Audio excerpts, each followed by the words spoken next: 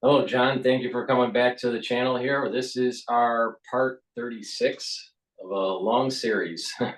And we have some interesting coverage to talk about in What, terms of, something happened? yeah, yeah, something did happen over the Really? week. Did something happen? So I'm sure we'll, dive deeply into this. And we are live on YouTube and we are live on X Spaces for the ones that are listening. Please type in questions or ask for the mic on X Spaces, and you'll be able to ask questions live on the show. And then I will also do a re-release of the premieres on the other 7 channels that I have. So take it away, John.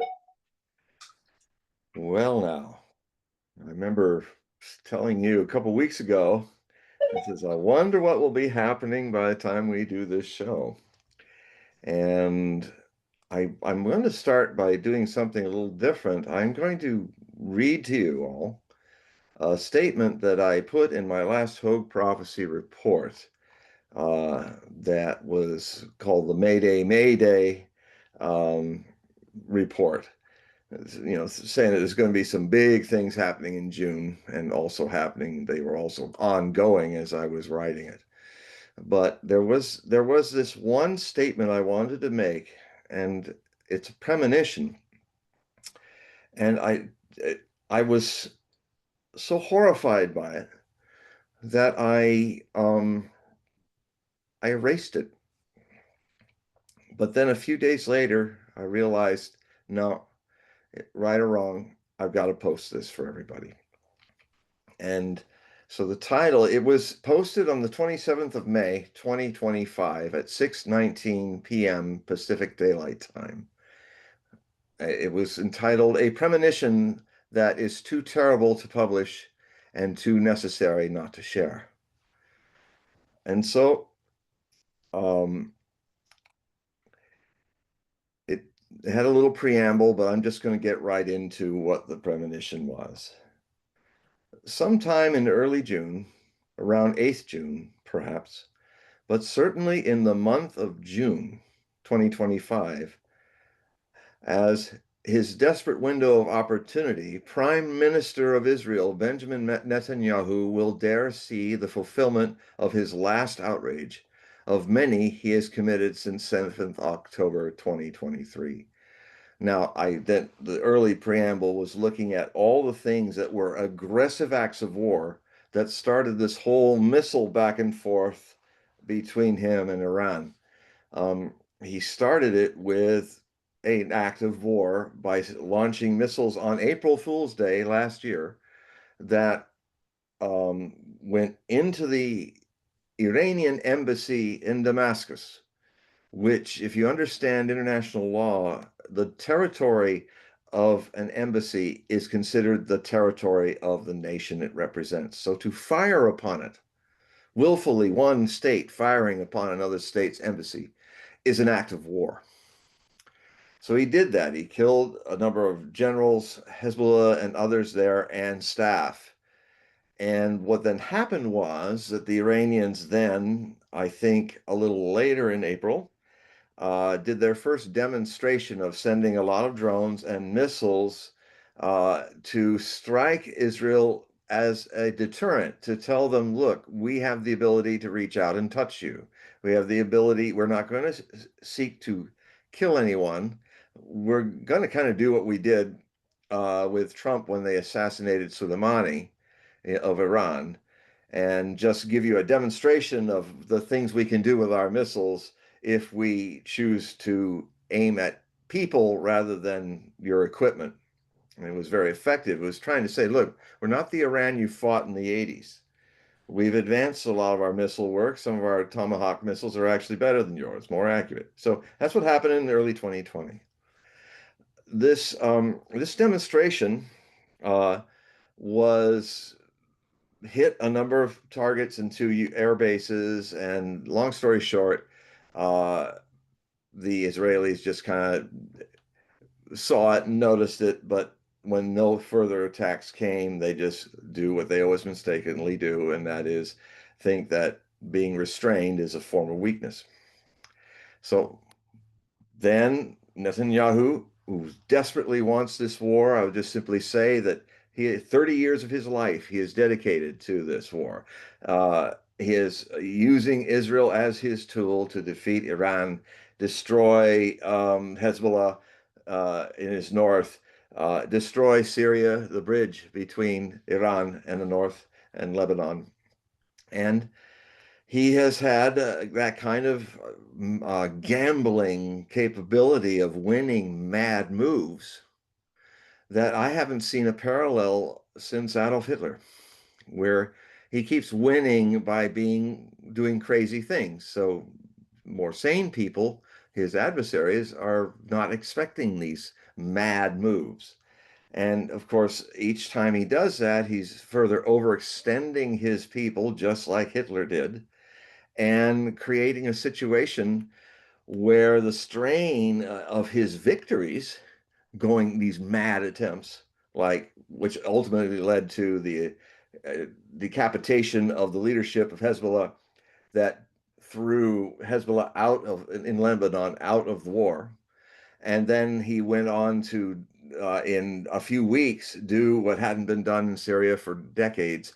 Syria literally collapsed, imploded on itself, allowing his armies to take the rest of the Golden Heights and dominate approach by Damascus. Uh, at the same time, he's fighting a war with Hamas that he has not won in the Gaza Strip. If anything, the numbers of the Hamas fighters have increased, even though he has destroyed the Gaza Strip and has killed about at least 600,000 civilians. That may be low. Um, you will not hear that in the mainstream press. He is now in this year fighting a war of systematic starvation that is putting another 400,000 Palestinian civilians, mostly children, under threat of dying of starvation. He has thrown out UNRWA, the United Nations organization, which has been supplying food stations, hundreds of them across the Gaza Strip, and has been basically helping the Gazans since 1950s, early 1950s.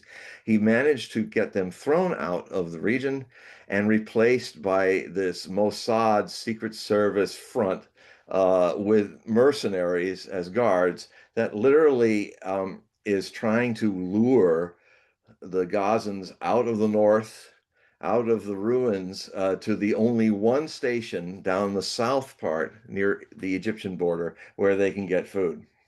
And so what happens is the people have been slowly moving, they're starving to death, they're slowly moving across this area, constantly being shot at by snipers and bombed by the Israelis. And when they get there, I have seen scenes, unspeakable scenes, where people are put cheek to jowl, shoulder to shoulder in the middle of the daylight, noon.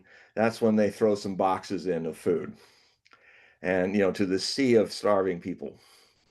And then what is also happening now that the war has happened with Iran, the amount of death and destruction is tenfold.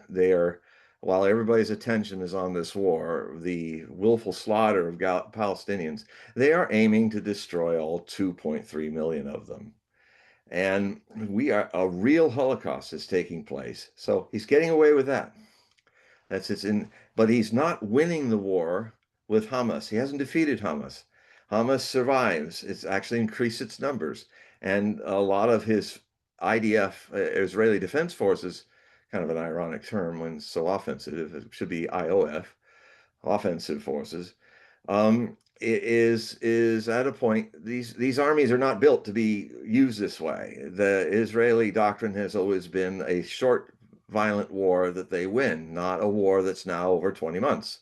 So it goes against what it's built for working. So it's breaking down.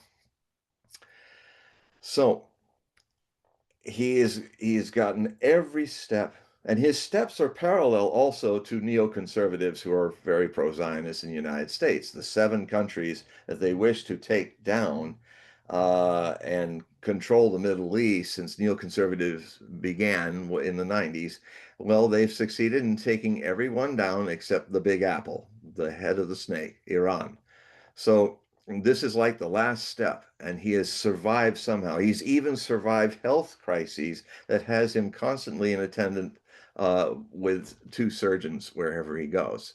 He's got a pacemaker. He's dying basically, slowly, of stage 4 prostate cancer. He had his prostate removed last year because of it. So he doesn't have that much time to go, and he's just fighting for the last bit of life to make his final goal of taking down the last enemy of the Israeli state and have full dominance in the region. And that is Iran. So now that Trump is the president, Trump, I will just simply say, is extremely compromised by his, as is the United States government, by the undue influence of a foreign nation called Israel and the Zionist movement through the AIPAC system. It should be a foreign operator, but it gets around that. And basically, except for a handful of your congressmen and women and senators, the United States Congress is serving Israel first, not the United States. The United States president and executive branch is attempting to do the same thing. Now, um, the basically it was looking like the Iranians were going to get a nuclear deal.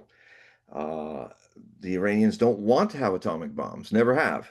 It's un-Islamic to them, and so so when the negotiators were coming, Witkoff and all those people to deal with their opposites in Iran, negotiating team, um, it kept going back and forth where it looked like they're going to get a deal. And every time it came close to where everybody's agreed, suddenly it would all go back to square one, where we're not even going to allow you not to have nuclear weapons, which you don't want. We're not even going to allow you to even have a civilian nuclear program, which is the right of every sovereign nation. And one more thing, we want you to destroy all of your missiles. Now, this is called by some people the Libyan option. And that's kind of what happened to Gaddafi back in the turn of the century. He wanted to open up to the West again and stop his nuclear programs, stop his missile programs. And basically, he dismantled all of that to show that in good faith that he wanted to come back into the fold of mainstream Western nations. And that led to him being very easily overthrown and destroyed by NATO in the civil war that happened between the Benghazi eastern side of Libya and the Tripolitan side, which was Gaddafi's side. NATO was supposed to be flying over that area to protect civilians from massacres, but suddenly NATO chose one side over the other, and they obliterated Gaddafi. And now that country's a destroyed nation ever since, with civil wars and instability. And also, as Gaddafi warned, if you take my country down, the doorway to millions and millions of refugees coming into Europe will be a floodgate broken and opened wide into Europe, which has all come true. Now, the so it was rather strange how every time it looked like a peace treaty was going to come, it was then going back to square one. About 3 times this happened. And it was getting to a point where then on True Social, the president started to write in ways that I've never heard a US president write. I mean, I almost wanted to call him Don Trumpo, making you an offer you can't refuse. And kind of wake up with a horse head in your bed the next day, a la Godfather style.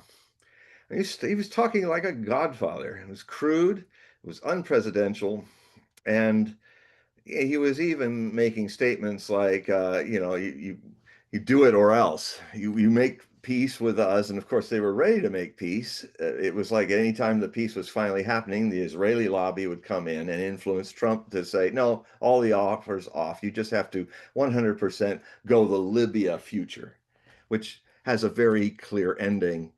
And anybody with a brain in Iran knows what that is. So it's no deal.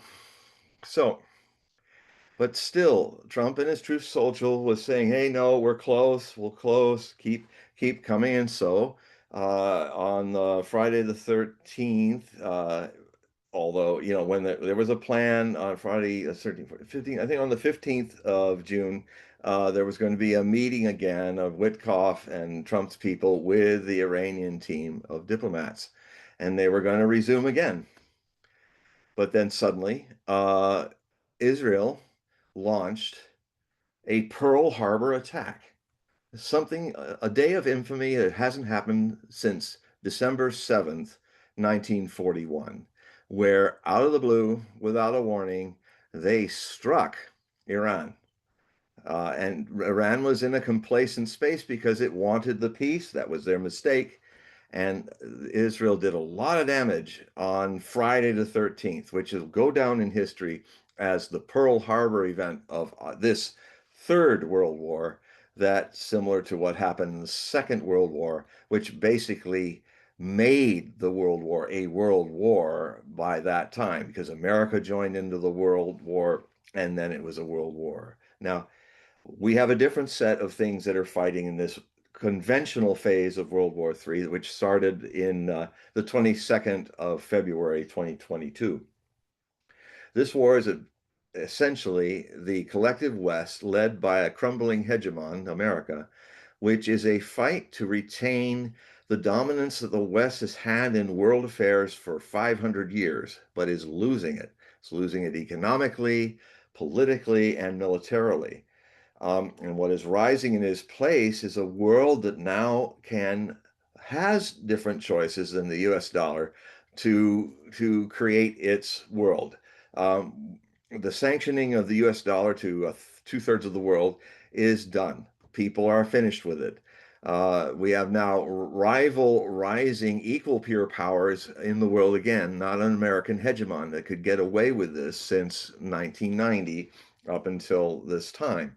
We have a new Russia. It's a Christian nation. It is not a communist nation. It is a democracy. And I know because I interact with them a lot, I don't get censored in Russian TV like I get here. Um, and I am critical of things. Everybody in Russia is critical about things. You just have to go get a Telegram subscription and just see what kind of interaction is going on daily in Russia and political debates and talks. It's a lot richer democracy, unfortunately, than what we have today in America. You'll never know that if you just watch Fox and CNN and the legacy news. So this has happened. This war suddenly is struck. Um, the Israelis are able to launch a lot of missiles, do a lot of damage, hit a lot of nuclear sites in Iran. And what happened was that there had been a cyber attack that for 36 hours threw off the system of defense, missile defense system of Iran. And it did it so completely, but they eventually recovered. And I think from what my sources are saying, that they had a lot of help from Russians, from the Russian allies, which they have an agreement with. And it took about 36 hours to get the defensive grid back online. And then what happened was Iran responded. And it responded with highly successful, constant, unending day and night missile attacks across the length and breadth of Little Israel, which is like a 16th of the size of Iran, which is a vast mountainous country. It's very hard to find things and target everything. It's all packed in one little corner in Israel. And Israel is getting so badly damaged from this that they are censoring in Israel any footage that's trying to show what's going on, although the footage is getting out online. But if you're caught, you're put in prison. And it's they at first they fired a whole lot of their old missiles, the Iranians did, which were used as cannon fodder to eat up all the Iron Dome, the Jacobs Sling, uh, and all of the THAAD system of the United States, which already was on fighting in this war, not officially yet, but they were already shooting missiles out of the sky in space to a great rate. And when you realize that they only make several hundred THAAD missiles a year, they probably went through a lot of that in the opening stages of the 3 or 4 days, the first week of this war. But then what happened is the uh, the Iranians changed their strategy in the second week. They started to hit uh, at all hours, not all day, but like one it'll be during the day, then it might be at sunset, then it might be at sunrise, then it might be at night, and then it might be past midnight. They're constantly coming in every day with something where they're firing more modern missiles and they're not getting the kind of anti-aircraft missile fire, the Iron Dome. It's failing. It's called the Iron Sieve now, and most of these weapons are hitting their targets, and they're doing devastating things to the Pentagon of Israel. The surface buildings were destroyed.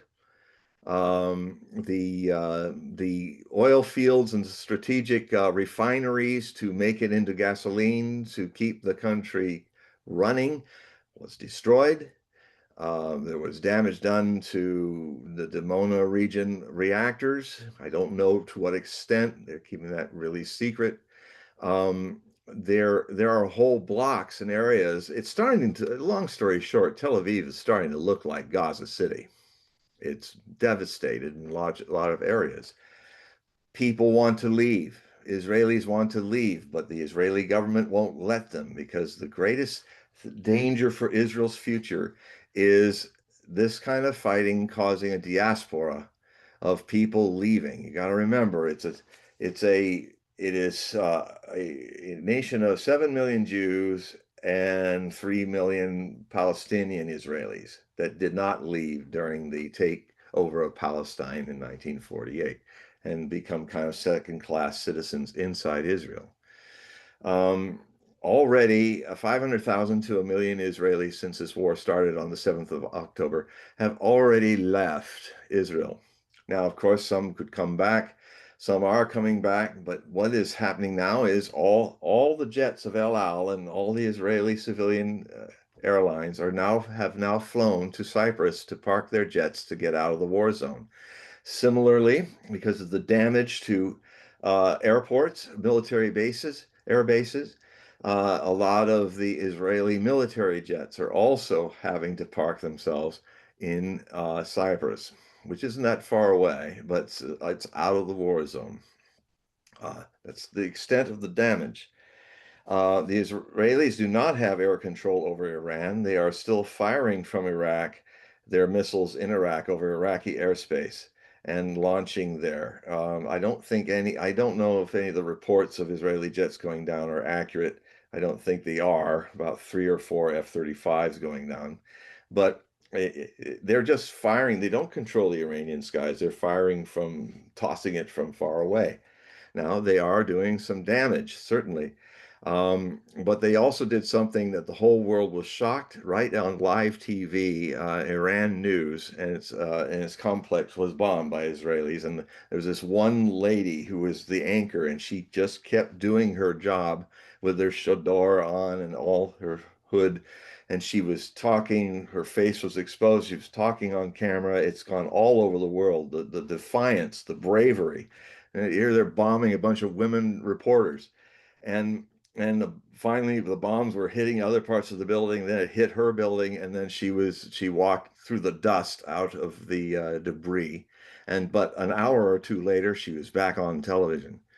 So there are fatal flaws in American propaganda that unfortunately the highest people in the US government believe in. They believe their own propaganda. They believe the fact that well, they think that, that all we have to do is kill, decapitate the regime, which they killed a lot of the top people of the regime, but they did not get the supreme leader, the Ayatollah Khomeini.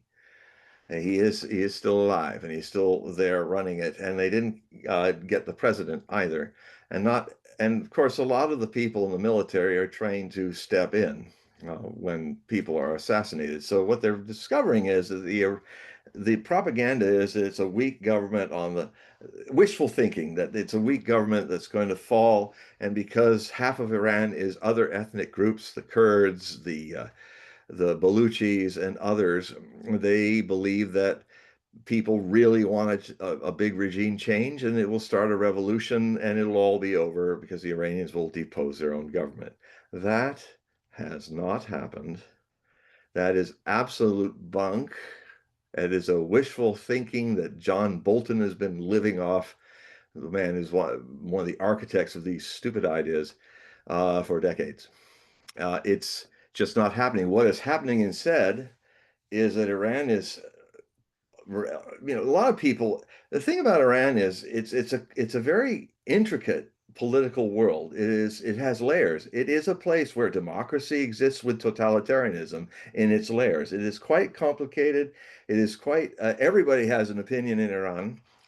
And like with our governments, they can be critical of the leaders, but they love the Ayatollah. He's been around almost since the beginning of the Iranian Revolution as their leader, and he uh, and a lot of people who are other ethnic groups see themselves as Iranian first, not Californians, not this or that, but Iranians. And this has united Iran because you this was an attack. What happened? What did we all break apart when Pearl Harbor, when the Japanese attacked Pearl Harbor? Did the United States break apart? Did the isolationists who really didn't want to get in the war, did they rise up and overthrow Roosevelt and bring in a new leader? No. Within if you look at that time, and when Pearl Harbor happened, in one night, the isolationists evaporated and said, "What can we do, Mr. President? We're at war. We've been attacked." Isolationism looked like it could never be taken out. It was taken out by the first bomb that blew up the USS Arizona, and it killed 1,000 men in Pearl Harbor. It was over. So we do not learn from history, this country. And we have done in reverse. We have played with the Iranian, with the Israelis. The United States has used them as a proxy to be like the imperial empire of Japan, unilaterally attacking us. Now, so here's the situation. The president had been talking about how he might sit and wait for 2 weeks before he would decide whether to attack or not. Of course, he also said, to be fair, he also said, of course, I could attack at any time during that period. So, and I figured he would. Um, what he did over yesterday is do another Pearl Harbor with 7 B-2 Spirit stealth bombers, half of the B-2 air fleet, dropping a number of Buster Bunker Moab mother of all bombs that are supposed to dig deep into Forno, the nuclear installations of Iran that are in Fornos that are under nearly a mile down. They did not destroy it. There's no radiation leaking that I have heard yet, and that is because the Iranians saw this coming. Most of those buildings that were bombed, the surface buildings of Natanz, they did destroy the Arak, ARAK, nuclear reactor dome, but it was switched off for years. So fortunately, there's no radiation of any much happening there. But all those surface buildings had been stripped bare of all the equipment, the the records, the people, and they have been since March expecting this. The Iranians have been preparing for this day for 25 years. And so they had moved all of that. We don't know where it is, but Iran's nuclear fissile material is protected. It is hiding in other mountains in a very mountainous place, and we don't know where they are. Um, Basically, it's possible that the Iranians, who never wanted a nuclear weapon, will now build one because of what we've done. Trump got on and before everybody last night with Secretary of State Rubio and Hegseth, the defense Pentagon defense guy, and a very distracted looking and peeved Vice President Vance. I mean, if you ought to watch the body language, the other two, Rubio looks like he's a zombie. The other Hegseth doesn't know which way to shift his eyes. But if you watch the vice president and potentially future president of the United States, J.D. Vance, he was listening to Trump speak in a rather deadpan energy, um, and he was blinking very rapidly. He was trying to measure each word, and he was not looking like he was happy about what has happened. And he has made it public that uh, Trump may be the leader of MAGA, but J.D. Vance is MAGA. He's from the people of the MAGA movement, where they don't want any forever wars, where they don't want to get engaged in stuff with Iran and all that. They want this president to do what he promised, and that was to fix America. No nation building except in America. And what is happening over the last few weeks is now Trump's response to that is he says, I decide what we do for MAGA. Well, that is not going down well. There are some polls that are showing a lot of MAGA people who still love him, 60% of them are upset in the direction Trump is going. And it's and JD Vance is a person in Trump's cabinet that is representing that, as is Tulsi Gabbard, who Trump has said, well, I don't listen to her. So what it seems that he's listening to is he's literally listening to Israeli Defense Ministry intelligence, Mossad Defense Ministry intelligence. He is listening to the Israelis. He's an American president. He should not be listening to any foreign nation, but what his own intelligence people are telling him. At least have that to weigh against what they're saying, because clearly Netanyahu is doing what I'm now about to read to you. The Sometime early, and this was on the 27th of May that I wrote this thing that I really struggled with. I didn't want it. It was so terrible. I didn't want to post it, but I had to eventually put it back into the May Day articles. Sometime in early June, around 8 June perhaps, but certainly the month of June 2025, meaning it's going to happen, as Netanyahu, as his desperate window of opportunity as Prime Minister of Israel shortens, he will dare see the fulfillment of his last outrage of many he's committed since 7th October 2023. The first being the massacre of hundreds of Israeli Jews so that they would not become hostages of Hamas through the order of the Hannibal Directive. That most of the people killed on that first day, there were hundreds of people killed by the Palestinians of Hamas that broke out of their open air concentration camp in their operation. That's true. I've seen the footage, but I've seen them shooting down Israeli civilians. That did happen, but I have also seen, and it's still out there, people leaked it in the idea of the helicopter films of Israeli attack helicopters shooting a whole lot down and blowing up a whole lot more of fleeing Israeli civilians that were fleeing the rave concert, the Nova concert that was going on. You looking at all those white cars that were all dragged together, the kind of damage done to them could not have been done by men with small arm fire and grenades. It was a kind where they were crushed, like from rockets, from helicopters. Hundreds and hundreds of cars, all in a junkyard from that attack.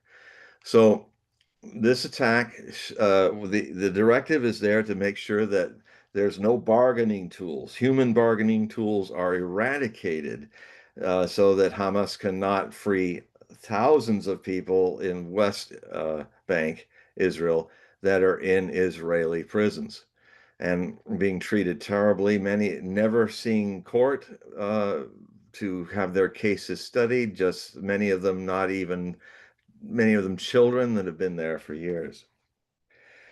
Now, um, the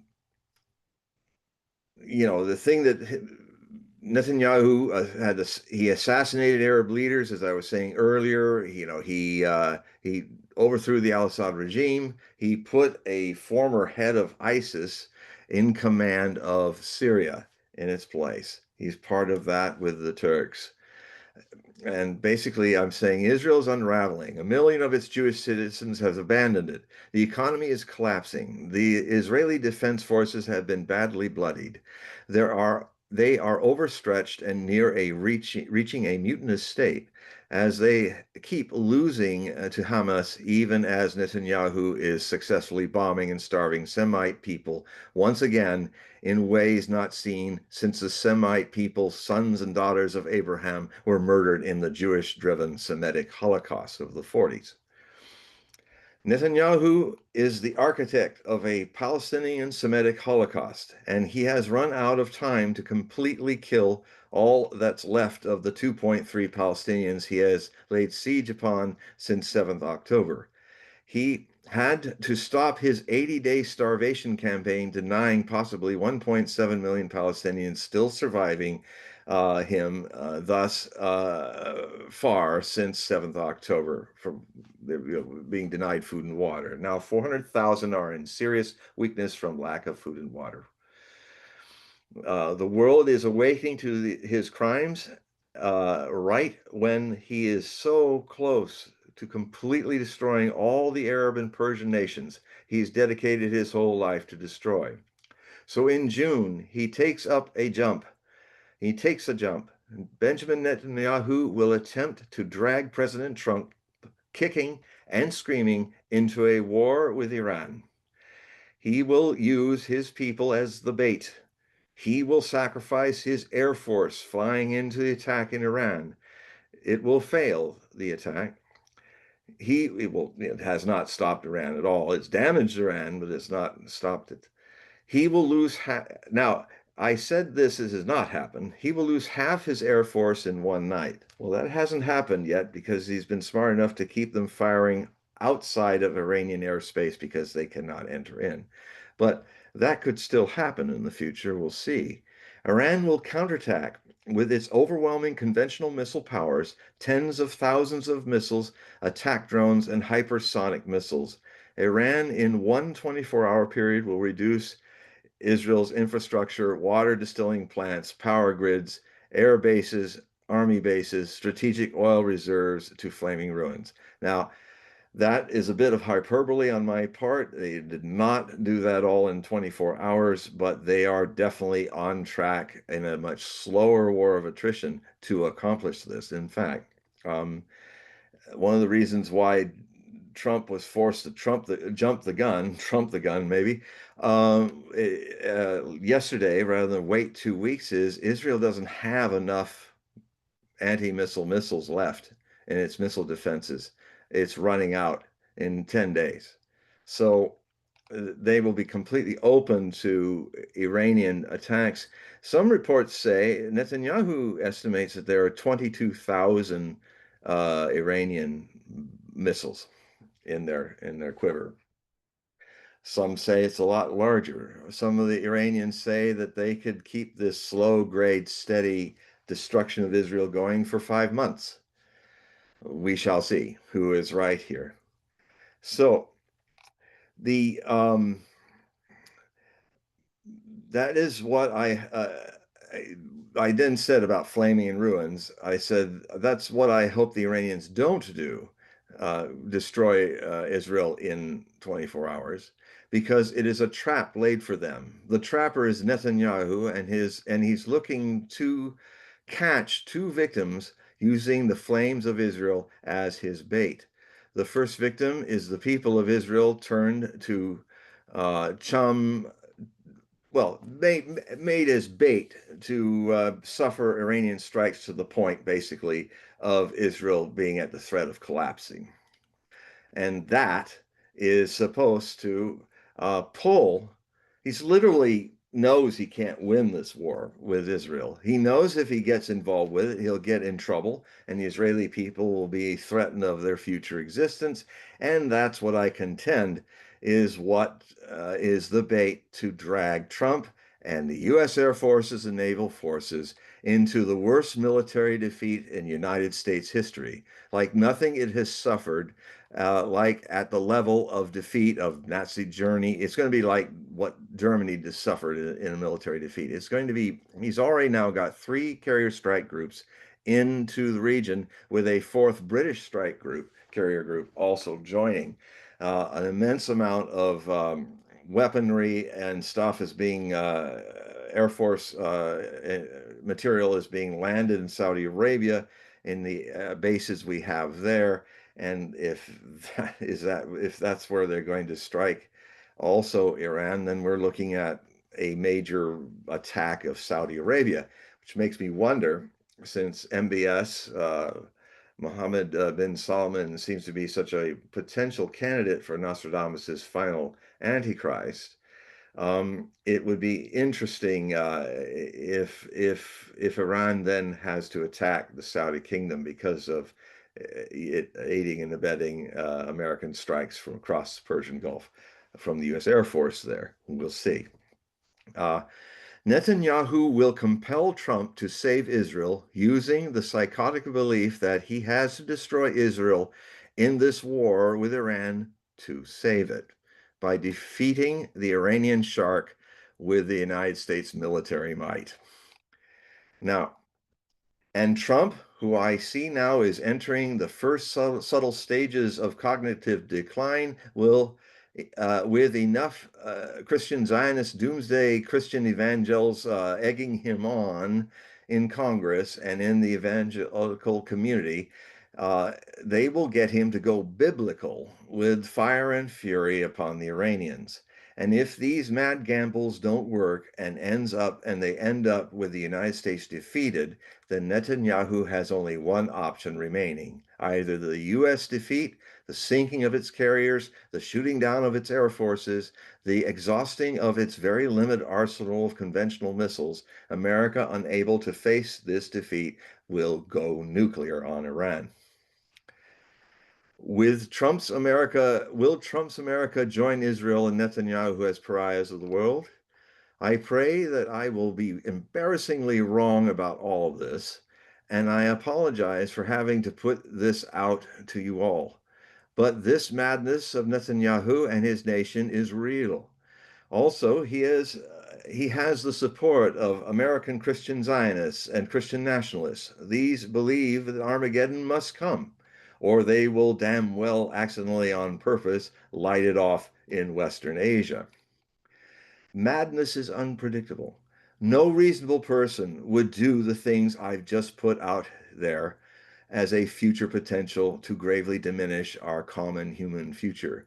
But I am faced with the future that a madman running Israel might manipulate, a man who is president of the United States, a man who is ever blind to the evils being done by America in Israel's name. A man that I am sorry to inform you is heading for the same fate as President Biden. The former president is at the end of that journey. The current president is just beginning his long and slow descent into dementia.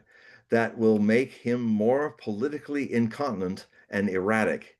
His administration will therefore become even more unhinged and disorganized than it already is as a result. Trump is badly misinformed now from his own doing. He will become even more misinformed tomorrow. And the Zionists have bought America's House and Senate representatives as it has bought the chief executive and his executive branch through Miriam Adelson and the AIPAC money. They have purchased Trump. He has been put in such a compromising place by deception and by the madness of Netanyahu, who is running Israel into the ground to get his war with Iran and America fighting it. That Trump can't do other than cross that red line into the abyss. He is still very early in his mental decline. He could still surprise us and pull a 180-degree change from the madness of Netanyahu. June 2025 will greatly test his fundamental war aversion, his blind love for his daughter, who is married to one of the key manipulators of the Zionists close to his ear in his very household. He is financially and emotionally compromised in this way, and the result will be that the United States will wage its final war of Armageddon on the Iranians. The future of humanity also depends on Iran to do the unthinkable, to not destroy Israel after they are attacked, leaving it in flames and ruins. Do not take the bait. If Iran just shoots down the Israeli attackers and does not send its missiles at Israel, Netanyahu's trap will go untriggered by the American president and its people stepping into it. Well, we've already, June 8th has passed, 5 days after the 8th, Friday the 13th, this war began. And now, on the 21st, yesterday, America has assumed to place itself into this war. Now, we're in a situation where the Iranians could be poised to not only fight the Americans, but also hit all of our bases. And we have a situation that could really descend into a self-imposed, projected false Armageddon. You know, I wrote over the decades from the book Messiahs, and also recently in my recent May Day Hogue prophecy reports, that there's a lot of evidence in the prophetic traditions of the world, if you look at them without the Friday school, Sabbath, Saturday school, or Sunday school dogma, that people have to hear first, where, oh no, before you interpret these prophecies, let me tell you what they mean, says the muezzin, says the fakir, the Muslim priest, says the Catholic priest, says the Christian priest, says the Jewish rabbi. Let me first tell you what it means. Well, one of the things that kept me of interest of people reading me for over 50 years is that I look at prophecies, all the traditions of the world, with fresh, innocent eyes. I put aside all those ideas and think for myself what I'm seeing in these prophecies. And you start to see how much it's being interpreted in a certain way to control people's thinking. One of the biggest ones of this is for 2,000 years. 2,000 years, people have been programmed to think the book of Revelation is about our times, that it's imminent and to be fulfilled even. But I contend this is a hypnotic suggestion of programming generations of Jews, Muslims, and Christians to see it as in our times, when in fact it may very well, and there's a lot more objective evidence to support that, and I do this in my writings, that the school of thought in Christianity called preterism is actually more accurate, that all the prophecies of the Bible end and were fulfilled by the 1st century AD. And in fact, there is no doomsday in our future. There is no Armageddon in our future unless we hypnotize ourselves to make it happen. So that's all I have to say about that.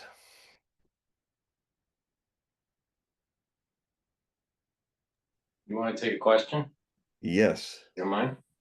All right. So one of the um, viewers here on YouTube was talking about Mavis. Do you think that Trump could be Mavis? People have tried to look at MAGA and see if that can be Trump. There are things, since we're talking about the Antichrist prophecies of Nostradamus, which I have extensive experience studying for 50 years, and evolving different possible candidates. Um, there is only Trump is not the Antichrist. And I would even say, because Nostradamus had his own biases, um, of the three antichrists that he talked about, Napoleon Noir, Napoleon King, King Napoleon, uh, Hitler, and Mabus, who is in our present time. Um, Nostradamus was pretty hard on Napoleon. He wasn't wrong in the things that he hated about the man that he foresaw 200 plus years in the future that would have a name no French king would ever have before, who was more of the fire, the blood of fire warrior than of royalty. He was just a minor Genovese and family of royals that lived in Corsica. He actually spoke Italian and had his French accent throughout his life was very Italian sounding. Um, but but I think all the things he says about Napoleon are true. They were fulfilled. But um, if I could, you take any historical figure, and if you only see the bad things they did and not the good things they did, it gives you an unmeasured, balanced view of the person. And I think what may be happening here is of the three antichrists, the middle one, Hitler, is hitting the mark 100%. Napoleon is getting what's wrong about him, but is not seeing all the things that he did that were quite good for the future. He basically, with the Code Napoleon, created the legal systems of Europe. He It's through his empire that the ideas of meritocracy and you rise because of your talents, not because of the Peter principle where you politic your well. You rise to your merit, which is a very big part of the French Revolution. In a way, he spread that by having to fight wars with the coalitions of kings of Europe that wanted to depose him as an upstart. Except for two of his campaigns, every campaign that he was in during the French Revolutionary Wars and the Napoleonic Wars that he was involved in very much, every war was, except for two, were wars that the Allies chose to fight to depose him and his French Empire. And because of his brilliance, he was able to outmaneuver them and move his armies in a corps system that had never been used before, where every corps is a little army with its own cavalry, artillery, and engineers and infantry. And he'd spread them out, and so that, and always never going beyond a day's march. So, in a huge fan over hundreds of miles, he could find where the big, massive royal armies of Russia, Austria, and stuff would be, and Prussia would be coming. And when one corps contacted them, then within a day, all the other corps would converge upon that battlefield, and then suddenly Napoleon's armies would amass and defeat the Allied forces. And he did this in most of the 8 coalitions that were waged against him. He only chose a war of aggression twice, and it was the downfall of him. The first was 1808 when he invaded and occupied Spain, which he really didn't need to do. It became his Vietnam, his guerrilla war. He was losing 100,000 men a year from 1808 to 1813. And he called it my Spanish ulcer, stomach ulcer. It was just eating up his resources. And at the same time, he decided to do a 600,000 man invasion of Russia because they were breaking the continental economic blockade on British goods to starve Britain out of economic war. The Russians broke it. He fought that war and he lost a 600,000 man army. Napoleon did.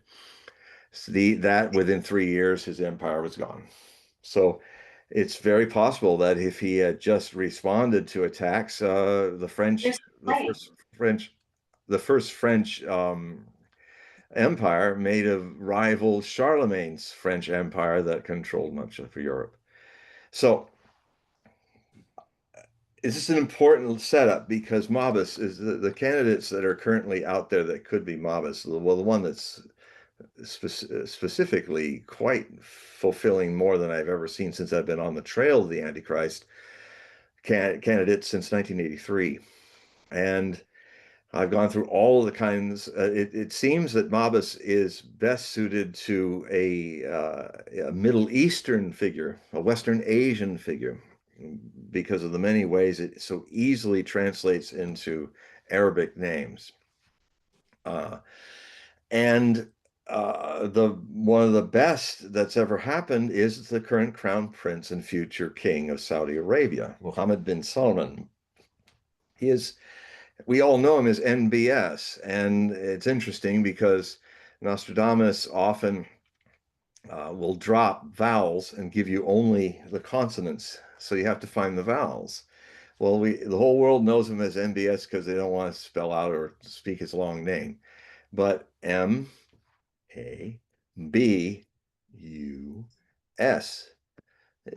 That's one way that he embraces being Mabus. Now, show me a world leader that hasn't murdered and done things that are terrible. I mean, one could argue that Roosevelt, by making his economic sanctions on the Imperial Empire of Japan, which were so crushing, to prevent him from continuing his war in China and the French colonies in Vietnam, literally gave Tojo and the military government overseeing Japan only 9 months to either find a peaceful solution or attack American assets in Asia and take them out, and hopefully within 6 months take America down, including the attack on Pearl Harbor. So, that bomb that hit that lucky target for the Japanese that blew up half the people that were killed in December 7th, 1941, who were in the crew of the Arizona, to which its ruins are still a place of meditation to this day about war and infamy. Maybe a man who generally did great good did some evil there. So it's a gray area argument, but I'm seeing where there's a lot of things that remind me of Napoleon and his reforms with what the Saudi prince is trying to do. He, of course, is famously known for getting his goons to chew up some Saudi reporter, infamous act. But again, nobody who is a leader or a great leader is not without his crimes. So Nostradamus was an Islamophobe. That's another important thing about his prophecies. He had grounds for it. He lived in the mid-16th century, writing his prophecies at a time when the Muslim expansion through the Ottoman Empire was at its peak. And Suleiman the Magnificent was knocking on the doors of Vienna and Europe at a time when Christianity was beginning to be divided between Catholics and Protestants, and was soon, as he had foreseen, to fight a number of very bloody religious wars across nearly a century to come, starting in the 1560s through to the 1648, the 30 Years' War. So, um, so there was reasons for him to have that bias. He was also a staunch royalist, so he reported it, but he hated the French Revolution. He called it the vulgar advent. He said, and they will kill a king then, and they will take all the church properties. It would be terrible. And he was a devout Catholic, Jewish born, but a devout Catholic. And so his bias got the best of him. He would not see the good things the revolution would do later. He couldn't. He was a royalist. He believed that the king was divinely chosen and that the vulgar people, the peasants, shouldn't overthrow him. Uh, but that happened. So I'm just simply saying there's gray areas with Napoleon and gray areas with the man that could be Mabus, the third Antichrist. Nostradamus called him that. I'm not so sure I would call Napoleon or this man, bin Laden, that. And what I was saying earlier could really be coming to the forefront. The whatever opinion you have from being called an Antichrist, if he's the one, then he's really the leader, de facto leader of Saudi Arabia. And if this war goes hot in the Gulf, if this war leads to Iran attacking Saudi Arabia, he'll be decapitated in the beginning of this war. And that's important because the prophecy says Mabus will soon die. Or in another prophecy that bridges that, Mabus is immediately annihilated. And it's after that act, the great 27-year war of the third Antichrist happens.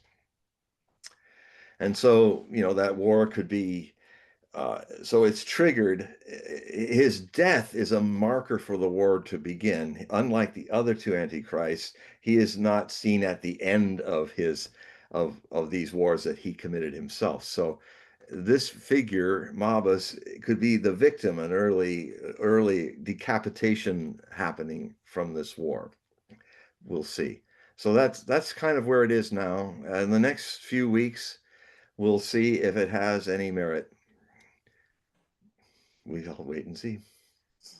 The next question that we have, John, it's about, do you think Trump will finish his term in office? Do you think he'll make it through the midterms? I'm not sure he will.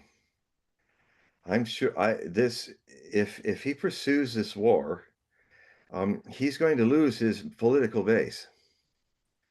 I've felt a lot more and more now that Trump will not finish his term, is coming more and more a possibility, and that J.D. Vance will become a president much sooner than I originally thought. But it has always been, that feeling has always been there. But now that it's starting to surface, I mean, I feel a lot of things. At one time, George Noory on Coast to Coast asked a very interesting question that few people ask me. I said, Mr. Hogue, are you telling us everything that you're seeing? And no one's asked me that question until he did. I said, no, I'm there are so many things that I see that I will never tell anyone because I don't want to feed their possibility of being fulfilled. Everything that is there is a possibility that can happen. And I have to be very careful. If something is coming to the surface, but you are not seeing it just yet, then I may talk about it. But I swear to you, there are so many things that are potentials that will go to my grave if hopefully they never surface to a certain point. And that's one of them. It's interesting.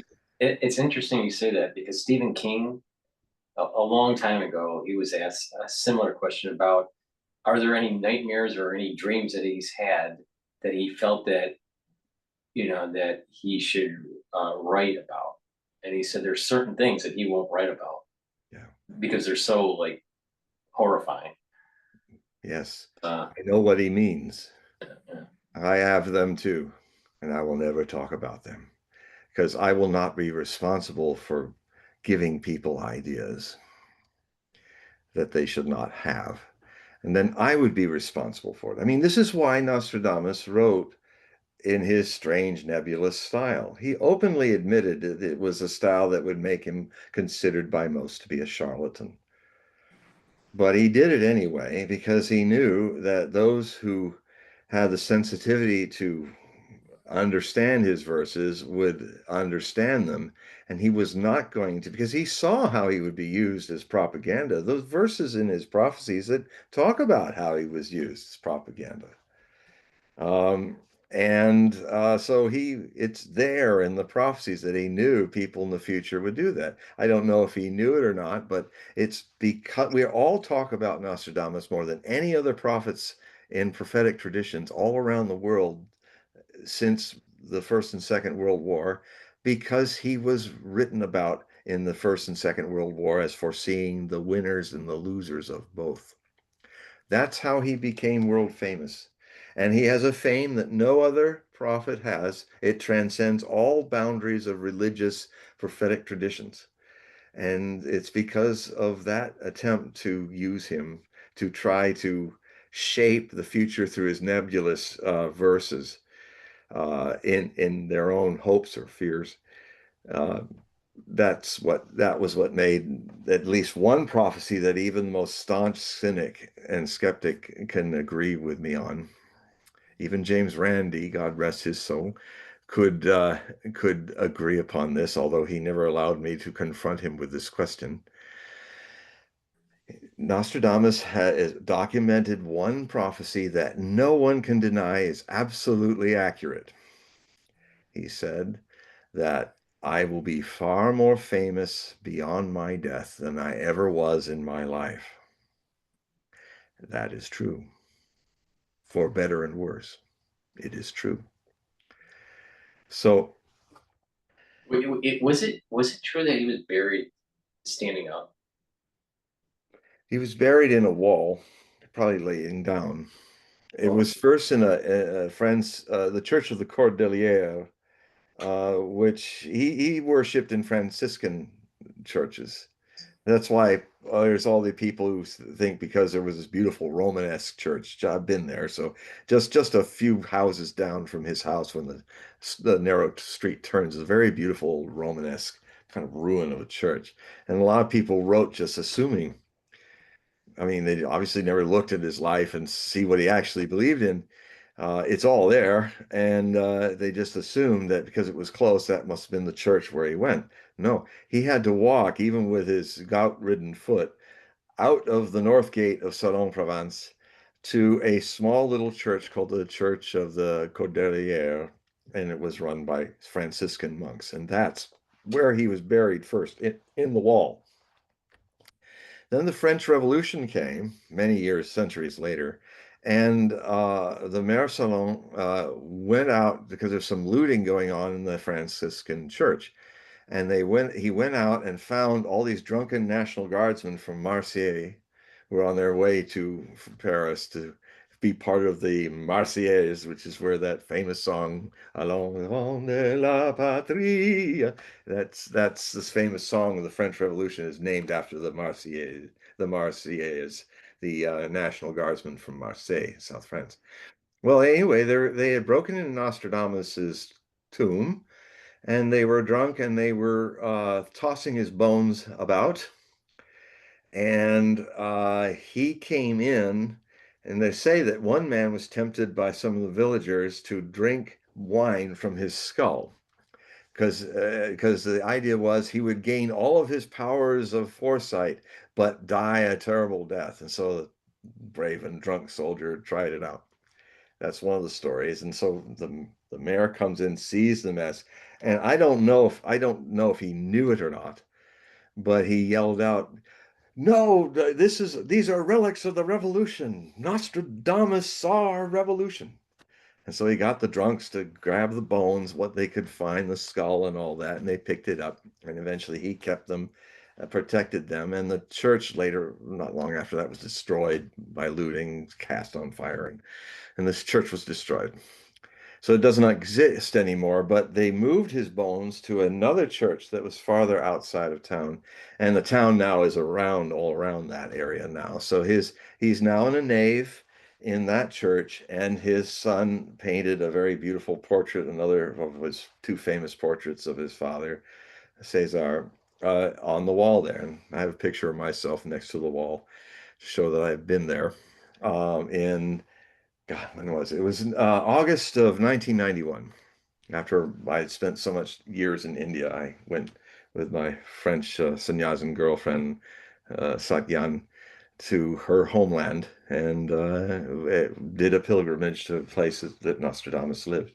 I think anybody who's going to write books about him needs to do that. Otherwise, you end up making the mistakes that Dolores Canyon made, big mistakes, from clearly never actually being there in his house in Salon. She was in Saint-Remy, but she didn't even know there's a difference between the two, that he grew up there, but he didn't do his prophecies there. Um, and so everybody must do that if you're going to write a book about Nostradamus, in my view. The um, yeah, so the the intriguing thing is that the prophecies of Nostradamus do predict the French Revolution and date it. I don't know if the mayor knew about that or not. There's word that it was when it was discovered that a lot of people lined up to go and read the page that was opened to that book. That's one maybe apocryphal story, but the fact is, there's no interpretation in this. He said in a letter to Henry II of France, which was delivered to him in March, the king, in 1558. It was going to be the opening letter prefaced to the final 3 centuries, the final 300 quatrains of his book.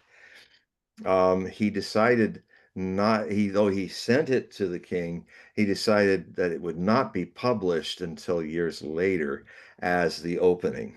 That later happened when it was put in the all of Nostradamus took 3 serializations of his prophecies in 3 different books that he wanted to put into one volume, and he was going to put that letter in it because everybody, the king was dead, and he could then talk about the things he was talking about in that, because everybody, a lot of people who are studying Nostradamus were already talking about how he foresaw the death of the king being the cause of a string of wars of religion, civil wars across France, 9 civil wars.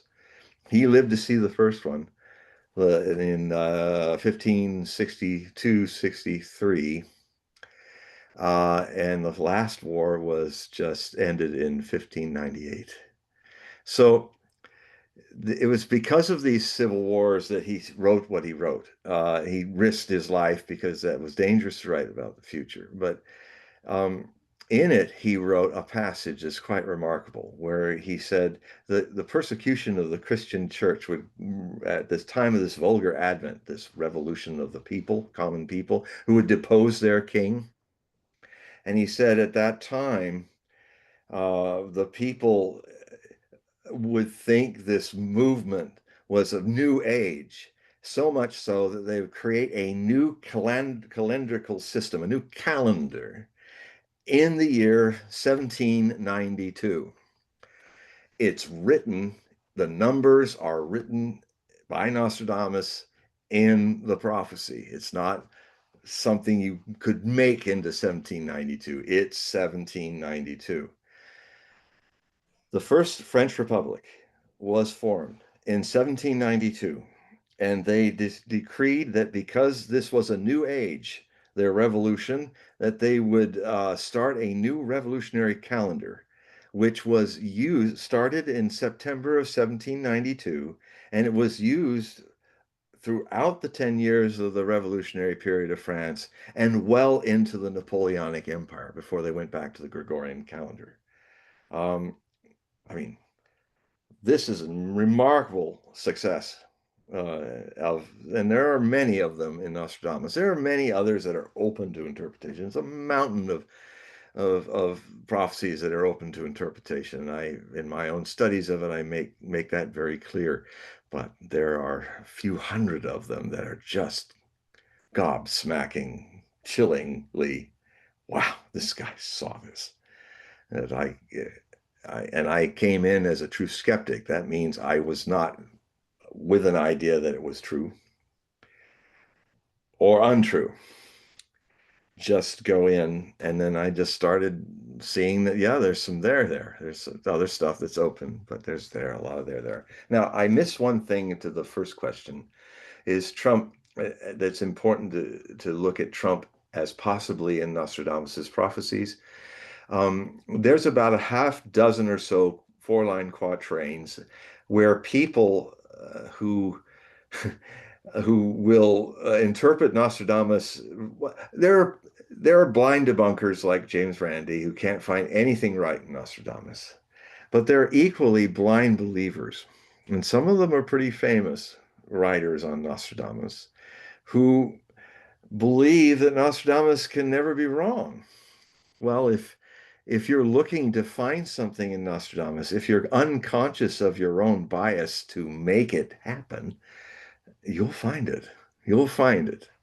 And I think the reason why I've been one of the longest living Nostradamian scholars on this is because early on I discovered that trap that most writers have not. They've who have published books. Nostradamus, um,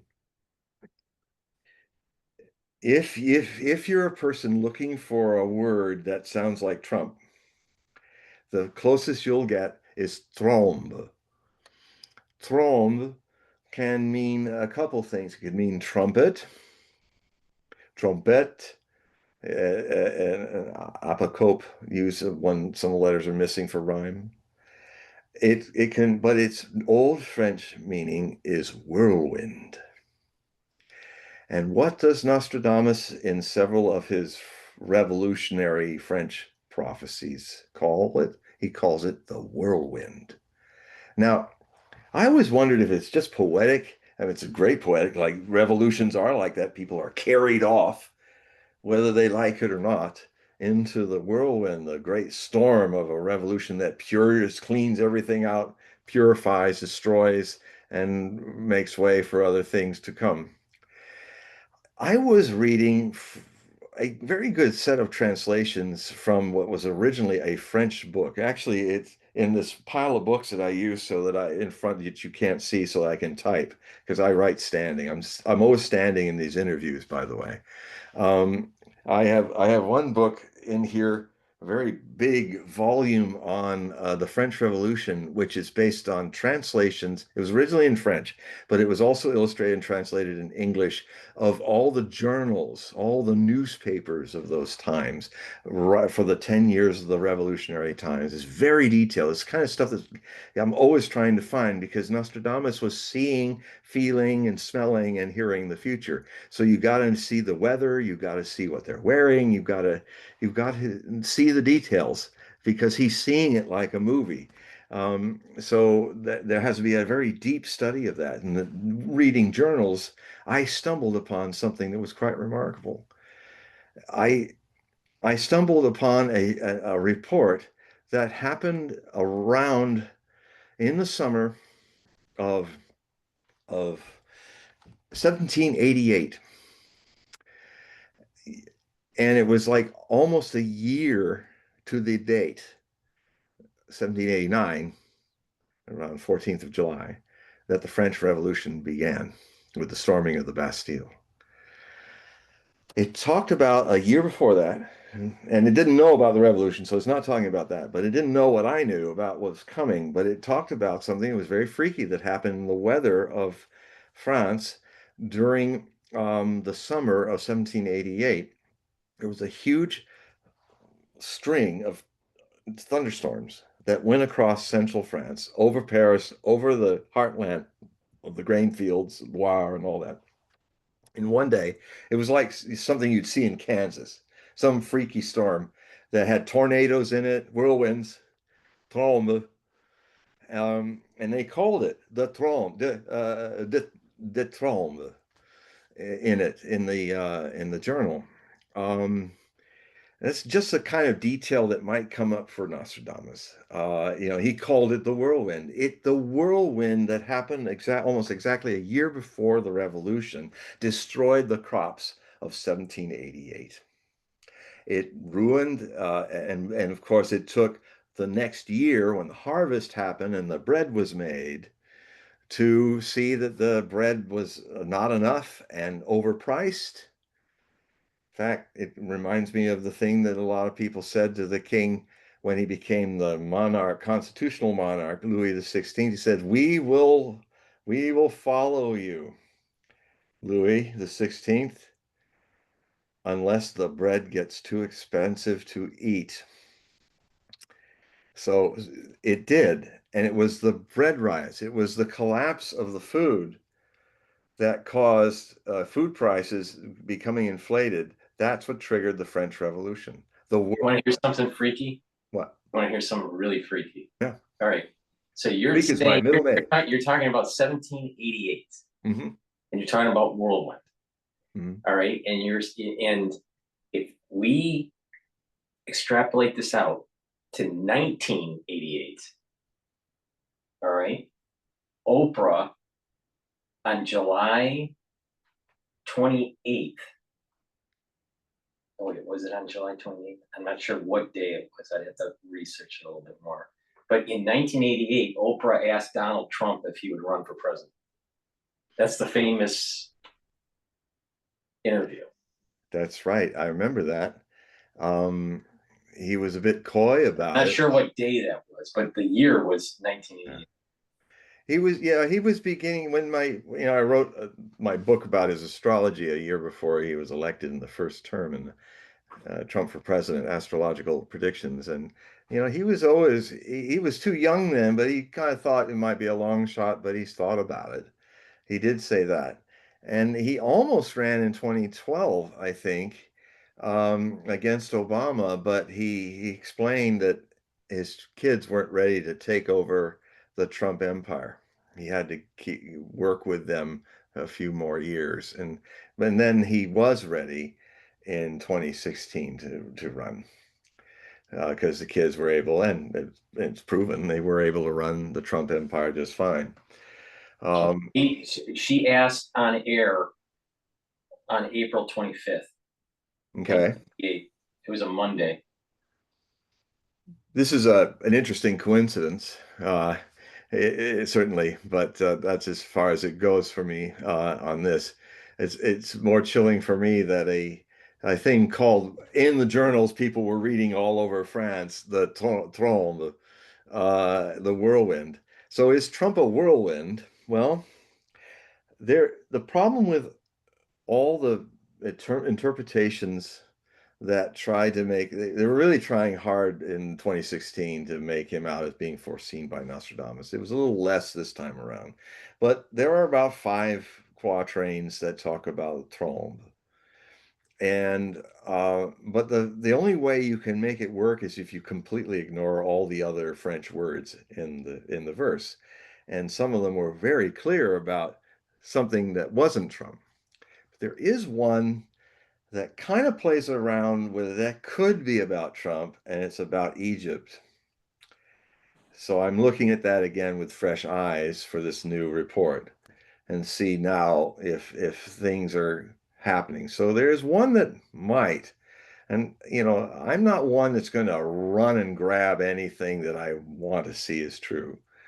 But there's one that I have to look out a little closer to see if maybe trumpet, Trump. But it's not an antichrist. He's not the third antichrist. That's very specific to other rules. But he certainly, my God, if he ends up the man who potentially destroys the world in a third world war by, gaining bad advice, I would I'd be a little surprised if Nostradamus didn't see him, but then why should I consider him seeing that? It's again bias. Why should he see it? He was passive. The visions came to him. He didn't chase the visions.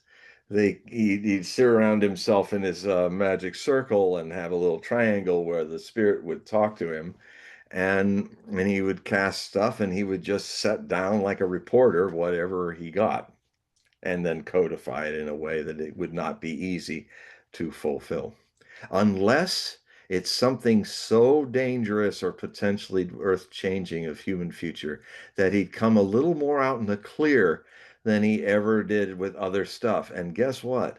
The subject of Persia comes out of the clear more than most. And in, from 2006 to 2007, when I wrote my first version of Nostradamus, The War with Iran, up to the update I did in October of 2013, there it is. Persia is a country of destiny that whatever happens to its fate is a very new direction or a non-direction for our human future. And this may be it.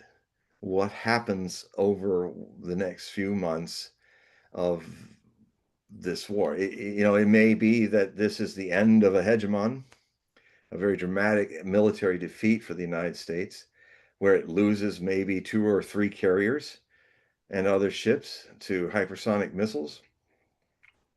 I mean, there are 50,000 servicemen and women scattered across in bases that are completely exposed across the Western Asian area. Iran can strike all of them. And like it showed in 2020 to Trump, says when it made a point not hitting any place that had people in it, but hitting places that would have had people in it because they launched the missiles, told Trump, we've launched our missiles. We're going to give you a demonstration of what we can do to your Aska or your Al-Assad air base in Iraq, north of Baghdad. Get your people in shelters. We don't want to hurt anybody, but you're going to see what we could do. And they didn't hurt anybody, but they surgically annihilated all the storage areas, the part areas, the hangars, where all the drones that were used to assassinate Soleimani as he was getting in his motorcade to find a letter from Saudi Arabia to bring peace and détente between Iran and Saudi Arabia. And Americans didn't want that to happen. So they killed him, and they assassinated him, and it was Trump's. It's on his first watch that this happened. Um, so I've always said about Trump, he never gets the Middle East. I said that for a year before he was even elected. His astrology, he just doesn't get the Middle East. And it could be to his downfall. Do you think that North Korea will be sending nuclear weapons to Iran? I saw a report talking. Yes, I think it's quite possible. And not only that, the reports that I thought were fantastic a year ago, that some of my sources, really good ones, like Scott Ritter, and who's been a source of mine since 2003. But I listened.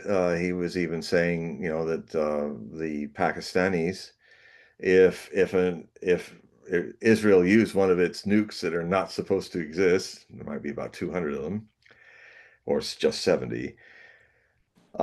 If the Jewish state used a nuke on Muslim country, they would retaliate with a nuclear strike on Israel. So, and they can do that. So that North Korea is offering that. Pakistan may very well strike Israel if they do that. That's a possibility. So we'll see. We live in very interesting times. Another interesting time that you lived through, I did too, but I don't remember it so well. Watergate. Yeah. All right, so I'm reading a book from Jeffrey Tubin. It's called Pardon. I'm almost done with the book. Yeah, the pardon, the pardon, right? Oh, that's when Gerald Ford pardoned Nixon. So my question is, was there anything that Nostradamus had in his writings that hinted to Watergate? I used to think so. It's an interesting evolution. And it's also a unique prophecy for Nostradamus because it has a word clue that only happens twice in two different uh, emergences, and the story is kind of the same. Like they're parts of it, one story. Um, the I call them the let's see, the Dubieux quatrains.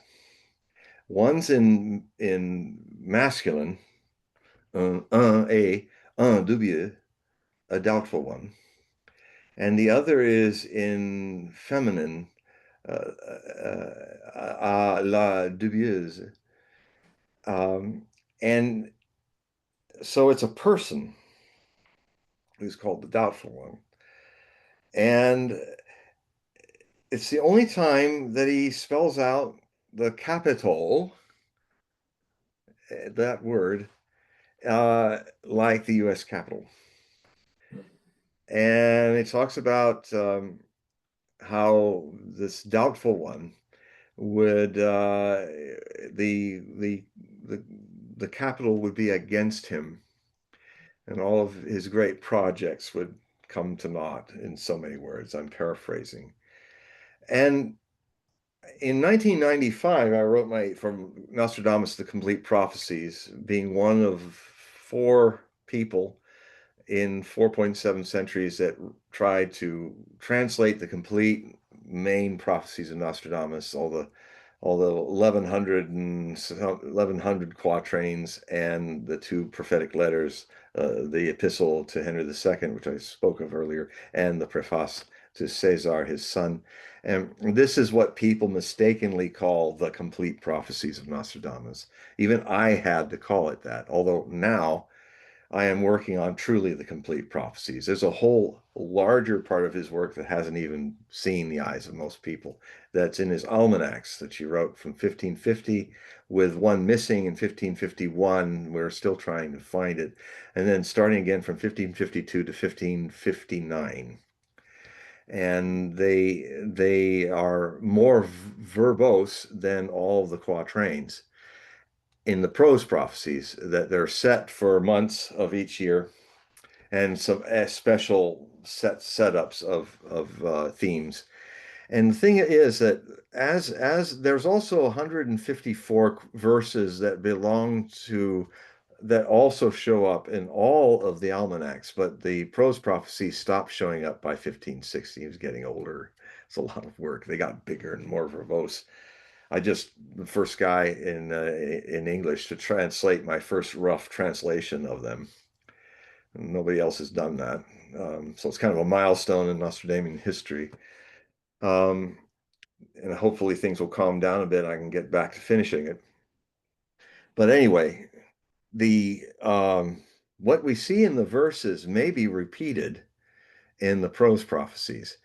They're often accurate to the month that they're supposed to be in, but sometimes they're not. Sometimes they sound like things that happen a few years later, or decades later, or centuries later. So I'm now going to find out. I'm just begin embarking this journey that nobody's done yet in French, just fragments in French, but nobody's ever done them all.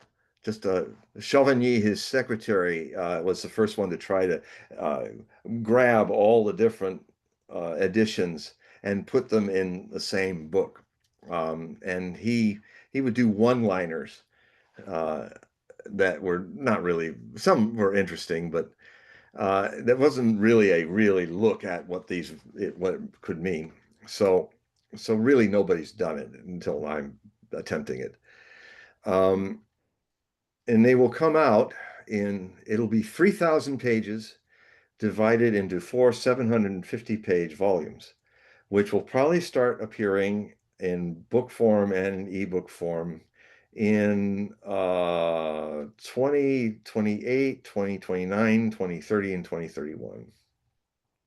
I already have the covers designed and the real name of it. I just call it the Nostradamus Project. I'm not going to name it until the first one's published. You'll all know then.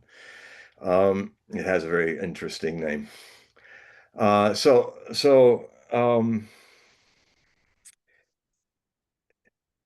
lost the thread a bit. What was your question again?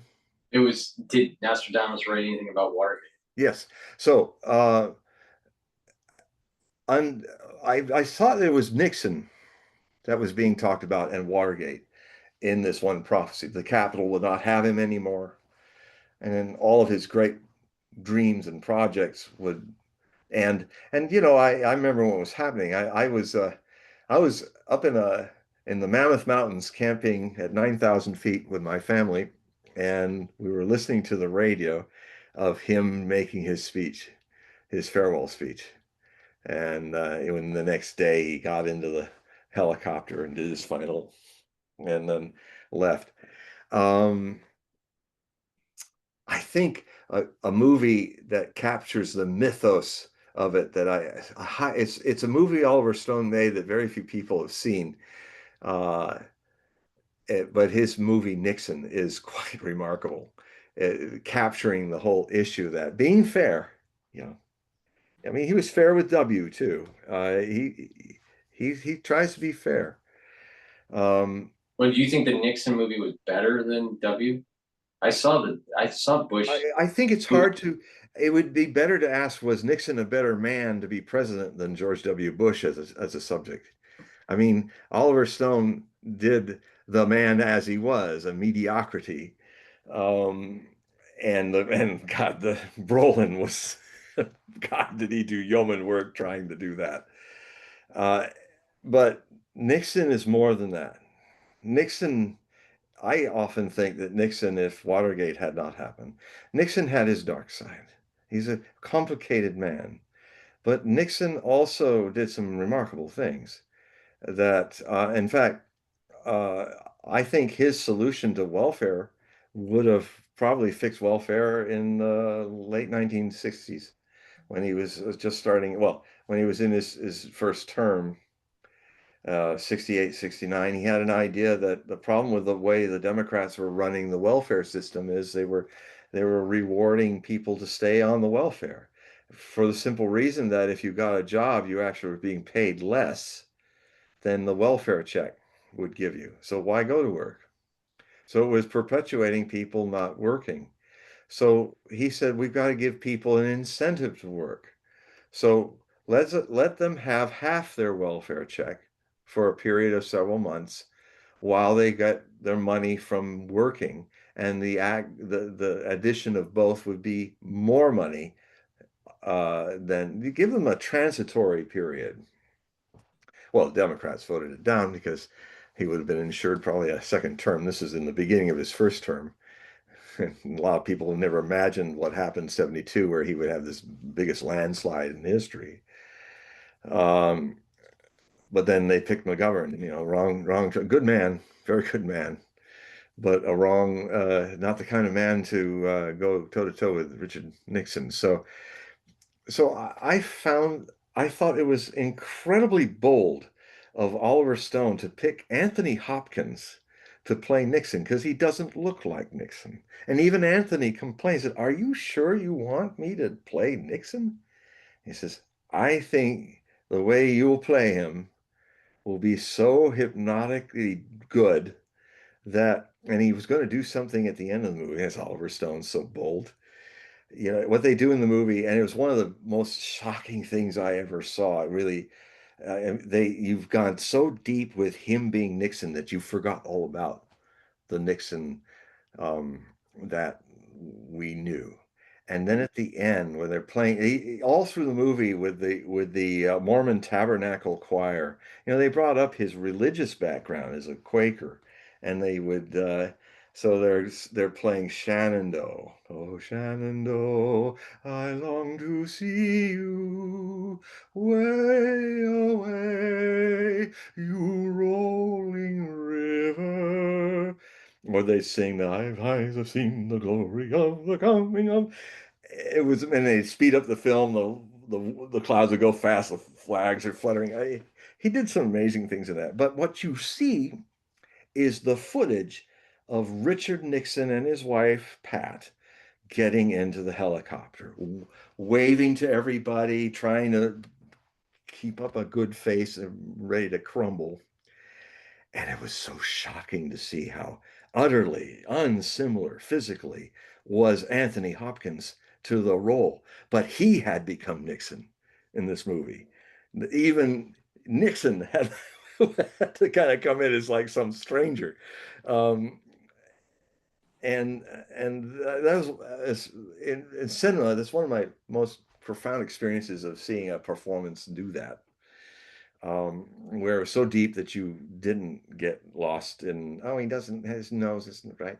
You know, he the spirit. He was the spirit of Nixon, and and I think um, the guy who did W, I think he caught that pretty good too. But you know, the thing, if it's less a movie, it's because George W. is less a man than Richard Nixon. When Oliver Stone did the World Trade Center movie, I didn't think that was that good. I haven't I seen was it. expecting it to be better. I haven't seen it actually. Um, uh, but I am watching something that I think every American or anybody who is a fan of my work or just looking at the world, if you want to get a fairer view of what President Vladimir Vladimirovich Putin really is, watch Stone's four-part uh, over several years where he interviewed him man to man. If you want to get a real study of the man you're not seeing in your press reports, that's it. He's hard hitting. Putin likes it. He's not shy from that. He's that's the Vladimir Putin that I have been seeing in real time in real life. That is not the house elf Dobby, the house elf evil little character that runs the show like a dictator. And Russia's not run like that. Neither is Iran. It's, as I was saying before, if we're not informed, we will die because stupidity and propaganda will make us fulfill Stormberger's prophecies from the late 1700s when he accurately foresaw World War I, II, and perhaps World War III, where he said, with open eyes shall the people of the world walk into that catastrophe.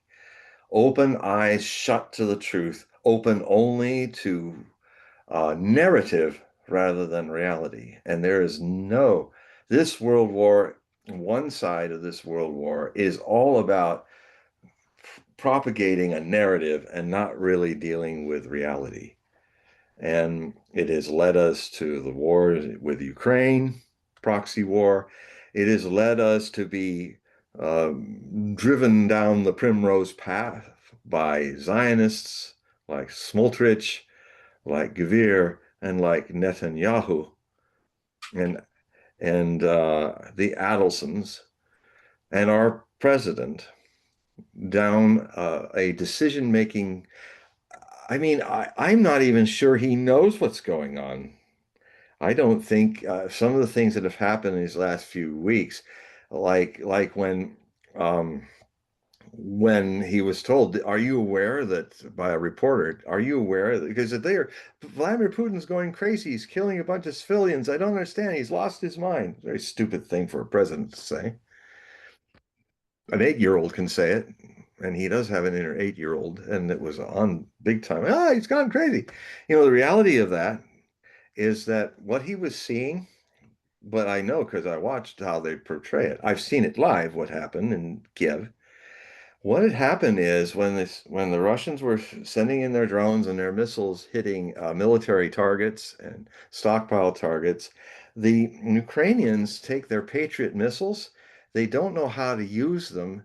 And sometimes what they do is they fire the whole missile battery, like $350 million worth of missiles. And you'll be seeing the missiles coming in and the drones coming in. And you'll see someone going like that. And then you'll see one going, just somebody pushed the shoot all button. Uh, and so he fired literally $300 million of missiles everywhere, and they all fall across. You've got a whole battery of missiles shot into the air. Where they fall, they do not know where, and they fell all in the apartment buildings of Kiev. So many of the shots of civilians and civilian structures being destroyed in Kiev are from the Ukrainians misshooting their US Patriot missiles. And that's what Trump saw. Somebody might have said, look what he's doing. He's killing all those people. And then Trump, not being the man, but being the 8-year-old sometimes, was, oh man, what are they doing? He's gone crazy. What's wrong? And then anyway, so this reporter said to him, but are you aware, Mr. President, that when the drone attacks that were going into Russia, are you aware that a swarm of drones was out to blow up President Putin's helicopter when he was landing? Yeah, there was an assassination attempt made on Putin. And he kind of stopped and went, no, no, I don't know about that. And I think he was telling the truth. He kind of looked like, no, I don't know that. Well, maybe that was the reason he went crazy. So, he's not getting uh, he is being surrounded by people who have crowded out the people that the American people through their Congress picked, like Tulsi Gabbard, to give him the real scoop of what's going down. And he has surrounded himself with Israeli specialists, Israeli Mossad people and all. I don't think he's listening to American specialists. I think he's getting the scuttlebutt from Israeli Mossad and stuff. He's listening to someone else's intel that have their own agenda. The main being, we can't win a war against this last bastion of people we want to take down, the Iranians, unless we get our big, dumb American friends to stumble into this with all their major power, this great, dumb giant going in and go, okay, I'll take care of them. Yeah. And walk ourselves into this war. Um, and I'm saying this because I don't want American servicemen and women drowning by the tens of thousands in the oceans or dying in the tens of thousands from Iranian missile strikes. It's not our war. And Trump got into presidency promising the MAGA movement that not to get us into another forever war. Come home, America, fix the country, restore our industrial base, make us self-reliant again, get our education systems in order, cut out all the fat that's in the government. I mean, it started good with USAID being taken down, but it seems like it all then stopped. I've been warning everybody on these shows and in my writings that if you want to see if they're serious about cutting the budgets, the next step should have been Doge going in and cutting down the US military industrial complex, the Pentagon. They did not touch it, not a cent. And I said, okay. Then what was really being trimmed down here was all the fat to make the deep state in certain places leaner and meaner and more manipulative than before. So the whole Doge thing was a failure. And so, They had potential, but oh, it didn't materialize. yeah, I mean, I love the idea, but it also, a lot of people also got hurt, because, for instance, give you an example, in some of the stuff that was records of people that was being held and they wanted to just dump all of it, they didn't black out people's social security numbers. So all these people suddenly everybody knew people's social security numbers and they were compromised. I mean, eh, Doge, this should have taken some time to sit back and think about, okay, how do we really cut this? How can we cut this? And let's not just go in like with a buzz saw and take out the good with the bad. And a lot of Doge was that because it really needed more time to really think it out and look exactly at what was going to be cut. But of course, the way our democracy is so broken now, you don't have time. Trump doesn't have time. So we went in with I think it was a justifiable symbol. The Doge leader, Mr. Musk, with his Millet Argentinian chainsaw going. I mean, this is like a scene out of Idiocracy, a movie everybody must watch. It's a great parody. Or Texas Chainsaw Massacre. Yeah, so President Camacho, this guy goes into the future where the level of idiocy of the United States has reached profound proportions to the point of being a very funny movie, but also very telling about the situation. Great satire. So it's called Idiocracy. You got to see it. We have one last question, and that's from Amber. And she asked a question, I think, last episode. So she wants to know, do you think that Trump is scared what to do with Iran? Do you think he's internally fearful? I think what a lot of my sources say about Trump, I he he is he wants to be a strong man, but he really isn't. He talks the talk, he walks the walk. Um, but he isn't. He's got this again, it's like a new journey with me. I've been in my journey with Trump for many years and watched things change. And the one hand, I used to say how honest it was when he goes into his 8-year-old innocent 8-year-old, where he in 60 Minutes, I've said it before, where he's talking and suddenly he has this little epiphany, and it's like a real honest, innocent moment. He goes, you know, I've I haven't changed since I was 8 year old. I haven't changed a bit since I'm 8 years old. It was just such an honest thing. And I've seen there's moments when he comes from that 8-year-old innocence, because he's very instinctive in how he does things. He doesn't read, he's instinctive. But what I'm seeing happening now is his dark 8-year-old is running the show. The bully wimp is running the show. The kid that got a little bigger than the other kids and started bullying everybody. And you know what happens with a bully? Sometime they run into somebody that just is tougher than they are, and they get broken nose and thumped on their butt. And I think Iran is just the kind of nation that might do that.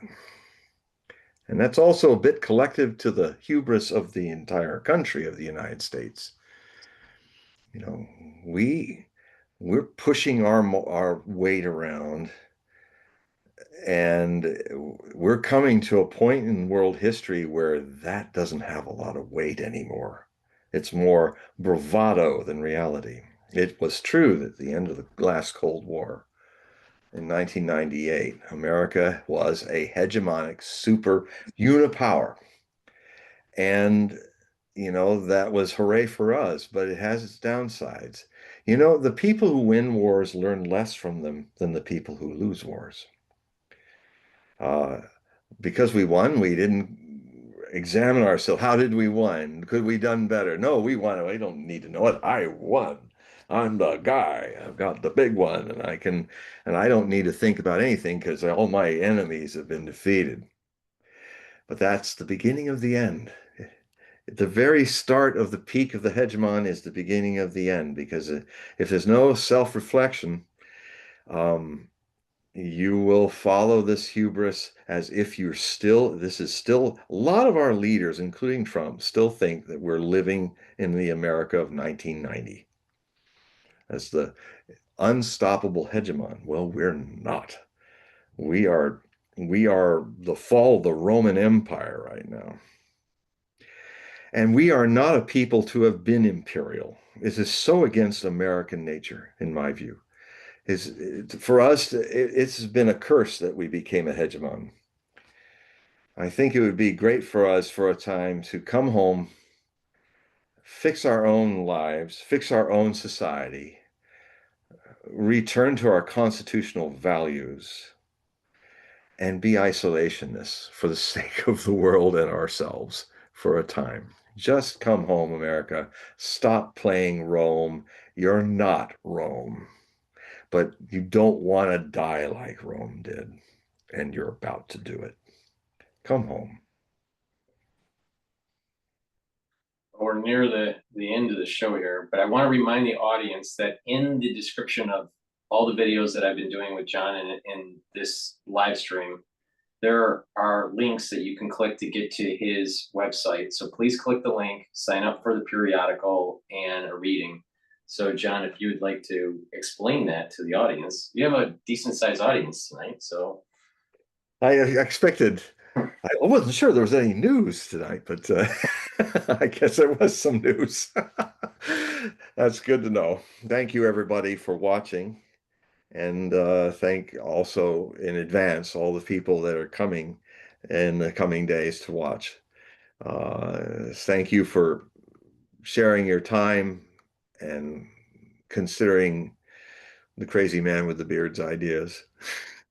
And um, yeah, I've actually been doing a fundraiser, uh, and it's gotten off to a good start. And thank all of you who've helped, because I'm in a transition where I need certain funds to make how I deliver stuff to the world easier to see. For instance, I'm going to be redesigning my website so that you can see it on your cell phone, which is for a long time now that hasn't happened. So I've lost a lot of eyeballs, as you say, as one says in the business.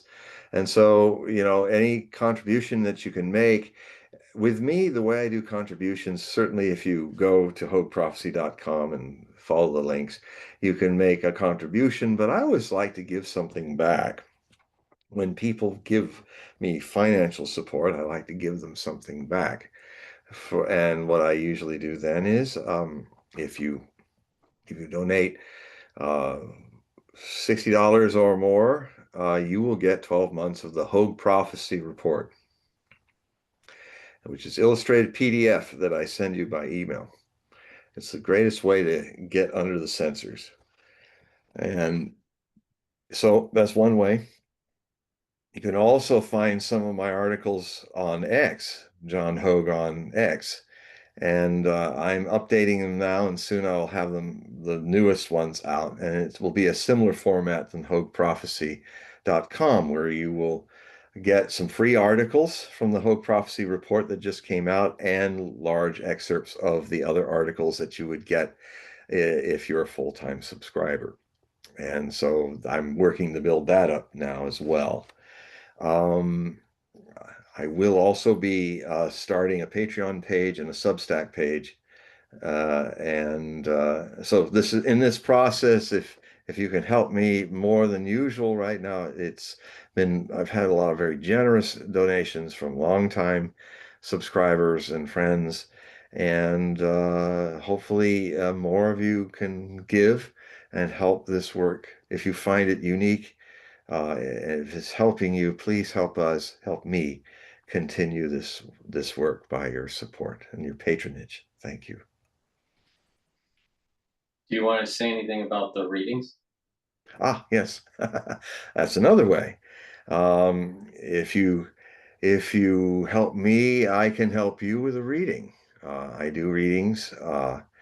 They are usually 2 hours long, so it goes deep.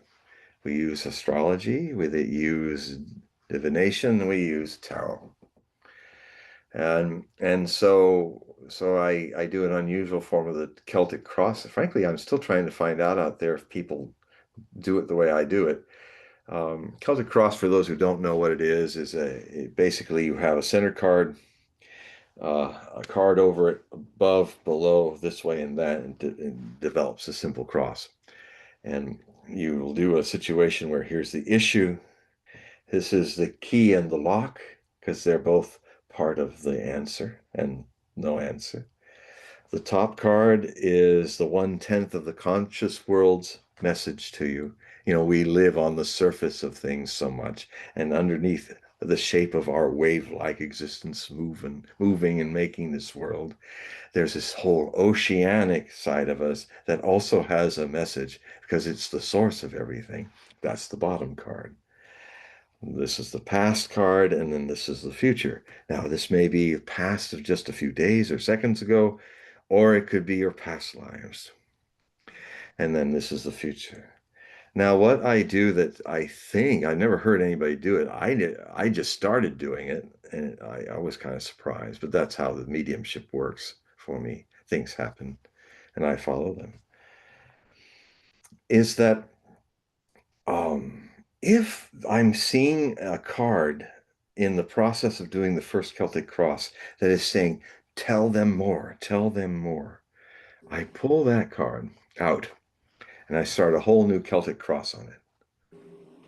And what'll happen, sometimes it doesn't happen. Sometimes it happens where I go through 3 Celtic crosses and then you'll see it happen in the cards. Suddenly, and I don't know how it works. And as a medium should remain a millipede, never having a bunny ask him how he walks on all those legs without thinking. No thinking is very important in medium work. No mind, just being. I just it's suddenly these cards are coming out with an important message that is quite remarkable. And I hope I'm not the only one who does this, but it is one of the unique things that can happen in these readings. And most of the people that have a reading, they've they've really had an incredible time, and I've certainly had an incredible, beautiful time sharing with them. And so that's another way. And you'll see on the links that Paul has, you'll see that there's a link for the Hogue readings, and it says Hogue readings, and you click on it, and it will give you an email. And all you need to do, if you just want to get in touch with me, unless you want to say something, which is fine, I welcome that too. But if you just want to get my attention, just put in the subject line Hogue reading, Hogue reading, and because of all the emails I get, I'll see that. And I'll always look for it the first time of the day. And then I'll get back to you and I will give you further instructions, times, what it costs, and other things, and how you can get yourself a free astrological birth chart set up by astro.com that then you send to me as a PNG file. It's very easy. I have the instructions. So yes, I have a lot of openings this coming period. So let's fill them up with readings. Awesome. So just to remind the audience, click the link that's in the description of this video and all the videos that I do with John, and they'll take you to his website and you can sign up for his periodicals, readings, and donate. So John, thank you very much for another episode. This is episode 36. Wow. And yeah, I think it turned out really well. If you would like to just say good night and goodbye to everybody before we sign off. Goodbye to everybody. All right, so let me end the recording here, John. Hold on.